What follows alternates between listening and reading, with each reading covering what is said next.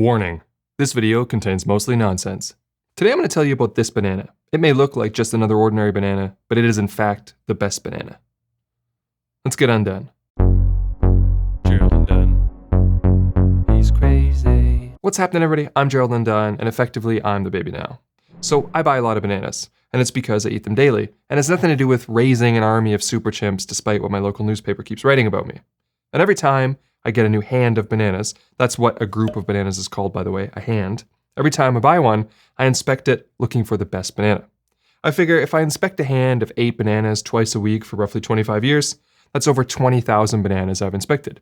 And it took me that full 20,000 bananas to find this one, the best banana. So what makes it the best banana? Well, first off, it's ideal size.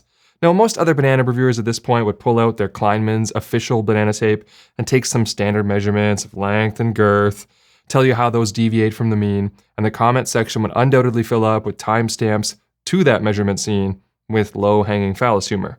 I, however, a true banana connoisseur, know that the only correct way to measure a banana is by how many 12mm slices you can cut for adding to your cereal after removing the unappetizing black nub on the bottom of the banana, which botanists referred to as the bananus. And there is only one correct answer here: 14. Any more slices and you're making your breakfast too banana heavy. Any fewer and you lose the ability to pivot into a banana sandwich if it turns out you're out of milk. And as you might expect from the best banana, we're getting 13.8 slices, which is the best score I've ever measured and deserving of special recognition. Now, taste is obviously crucial as well. And when it comes to taste, the best bananas merely whisper their flavor instead of the overzealous sensations provided by under and overripe bananas. Well, I've eaten this specific banana a few times now, and I promise you it's the most harmoniously neutral and elegantly impartial banana flavor available on the market today. And this video is not sponsored by Dole or Del Monte or any of the big players in the banana game. Now, obviously, when you come across a product as seemingly perfect as this banana, you're left wondering if some tampering has occurred. Sometimes these manufacturers know how to engineer a product just right in order to beat the common tests that reviewers use. It doesn't mean the banana is perfect, it just means it's perfect at passing rudimentary banana tests. So to prevent being duped by those nefarious fruit frauds, I sent off some core samples of this banana to the berry lab to be analyzed. And yes, you have to send the bananas to the berry lab because they're actually just big, elongated berries of the Musa genus. Well, to my surprise, the results came back overwhelmingly pure, testing at 98% Musa and 2% Scots Irish. So there's no evidence of banana tampering, meaning we truly are in the presence of a rare and fabled fruit. Now, as most of you know, there's a lot of contention in the community about which color a banana should be prior to consumption. What I've noticed, though, is that most of these arguments are purely subjective and not grounded by science or facts.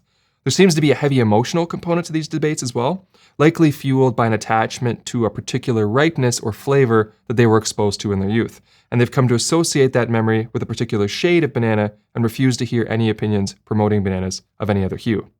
What you may not know, however, is that a governing body has already settled this dispute by developing the specification BS 1-420, more commonly known as the Banana Line Standard.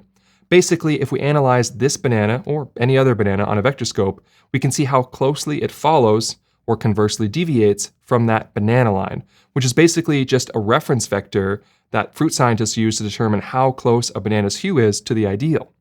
And in the case of this banana, you guessed it, it falls precisely on the banana line. Now, we could go further and test the viscosity in the banana fuse for both oscillating and rotational rheometry. We could send away for a decomp analysis. There's even some interesting stuff being done by the Swiss in zero-G environments, but those aren't going to tell us anything about the banana that's in front of me. By the time we get those results back, this banana would have changed. And that's the most interesting thing about the best banana. It's a fleeting thing. It's important to appreciate it now while it's here, before it becomes so ripe that the person you live with decides to put it in the freezer, promising they're going to make banana bread with it one day. But then you find that banana all brown and crystallized in the back of the freezer a year later, while they simultaneously try to convince you that it makes sense to put even more recently overripened bananas in the same freezer, perpetuating the original problem, rather than just take the L and When the great T.S. Eliot wrote his poem, The Hollow Man, and concluded it with, "This is the way the world ends. This is the way the world ends. Not with a banana, but with a whimper," I believe it was this specific banana he was referring to.